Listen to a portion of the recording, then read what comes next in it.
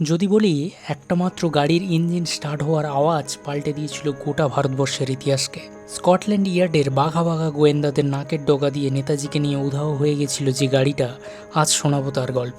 গাড়িটার নাম Audi wonder W24। 1937 সালে জার্মানিতে তৈরি, 4 সিলিন্ডার, 1767 সিসি ইঞ্জিন আর 42 হর্স পাওয়ার। সেই যুগে এই 4 ডোর সেডান ছিল আভিজাত্য আর চূড়ান্ত গতির প্রতীক। Registration number BLA 7169।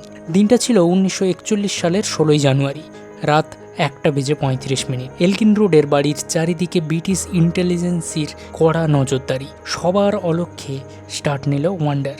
স্টিয়ারিংয়ে ভাইপো শিশির কুমার বসু আর পেছনের সিটে মোহাম্মদ জিয়াউদ্দিনের ছদ্মবেশে স্বয়ং নেতাজি। চন্দননগর, বর্ধমান, আসানসোল হয়ে রাতের অন্ধকার চিরে গাড়ি ছুটল ধানবাদের দিকে। টানা কয়েক ঘন্টা ড্রাইভ করে ধানবাদের এক আত্মীয়র বাড়িতে আত্মগোপন। এরপর 18 জানুয়ারি রাতে এই গাড়িটিতেই নেতাজি গিয়ে পৌঁছায় ঝাড়খণ্ডের গোমা স্টেশনে। সেখান থেকে তিনি ধরেন কালকা মেল।